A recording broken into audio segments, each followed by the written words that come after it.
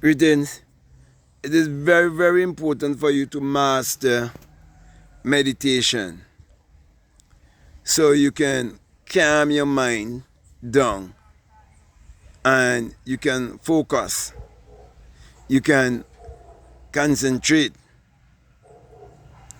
and you can have inner dialogue, inner communication that is specific and directed.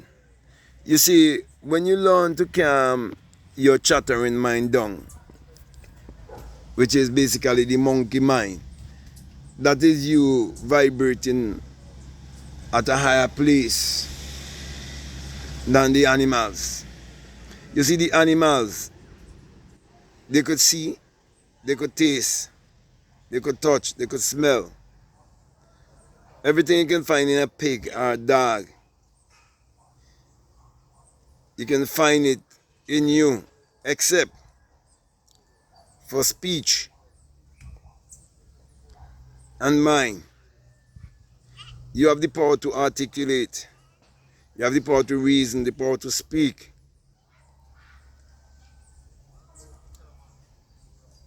In short, you have the power of imagination.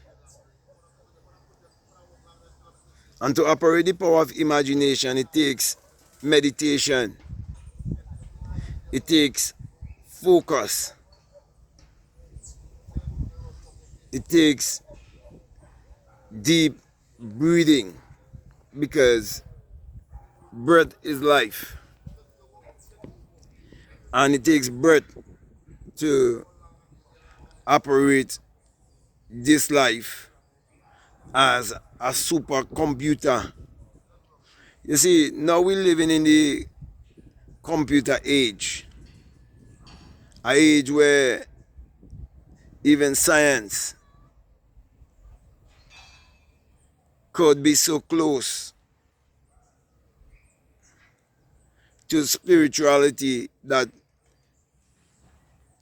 any person could just look and see that they all correlate together, and that science and spirituality is not separated.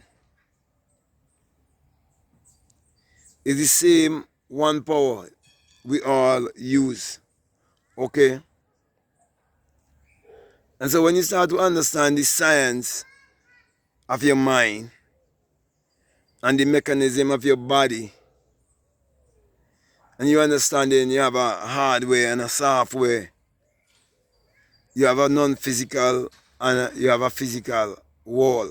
So there's a non-physical wall and there's a physical wall, which means you have a physical body and you have a non-physical body. The non-physical body operates in the physical body, and it does so through vibration and frequency, because the non-physical is energy. Energy cannot be created or destroyed, but it can be transmuted. So this energy can be transmuted into anything.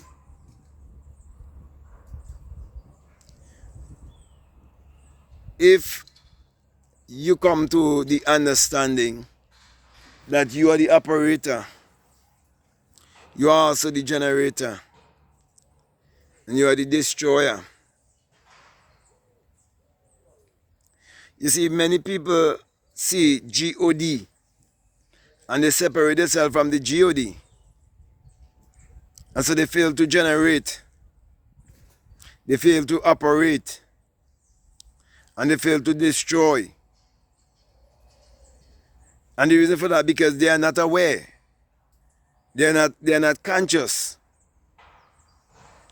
of what they are operating and what they should be generating. They're not aware of what they should be destroying either.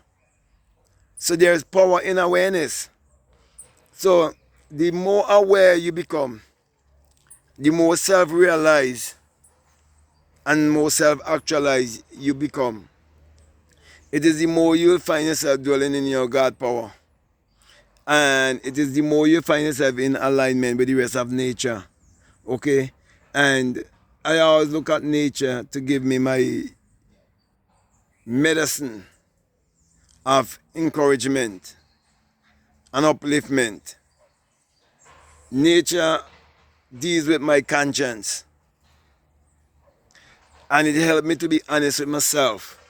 Because trust me, if you're looking at your life and your life is not really bringing forth as you would like it to be, and you look around at nature and you see nature always bring forth bountifully and everything always bring forth after its own kind, and you want to argue against that immutable law, the law of reproduction, and you want to reproduce a certain life, you're not seeing that certain life being reproduced, then instead of you lying to yourself, you have to accept the fact that you are the cause. The moment you accept that you're the cause and you decide to change it, you'd realize that if you change your mind, you'll be able to change your life. You would realize just as a ship have an anchor and it also have a compass and a captain to lead it and guide it, so too you must understand leadership. So too you must become more divinely led. You must become more intuitive. You must be more in touch with your spiritual self. And the best way to do that, you have to master meditation. Learning to calm your mind down so you can focus. One of the things that hurts us most in this life is lack of focus. We get distracted easily. And these distractions will cause us a lot, because everything's supposed to be an investment. You know, our time and everything's supposed to be an investment. When we use our energy, our strength, anything at all we do, we're supposed to see how it could invest, how it could be of value to us and be of value to the rest of humanity. Because, you know, whether you believe it or not, we are here to serve each other. But how are you going to serve your fellow men if you have judgment and condemnation, and you walk around with guilt and shame, and you limit yourself, and you do not see your oneness? Do you realize that everyone is an outer projection of you in a different version? In other words, everyone is a version of you. So you can have a lower version, you can have a higher version. But if you want to always live in the higher version, you have to practice meditation. You have to master meditation. You have to quiet the mind. You have to shut out this physical three-dimensional world and tap into the inner world, where you have the inner light. You see, outside you have an outer light, the light of the sun. But you have an inner sun. That's why I offer a course called the Inner Sun Science and Technology to Create Your Reality Consciously.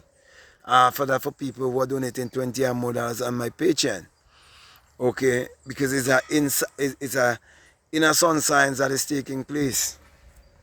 And when people are not aware of this inner sun science, they think they can go on their knees and pray to some outside Lord and Savior, and some man in the sky will answer them, not knowing that it is a science. But when you know it is a science, you put the science to work and you get a lot of results in your life. And then you know that you're the Lord and Master of your destiny.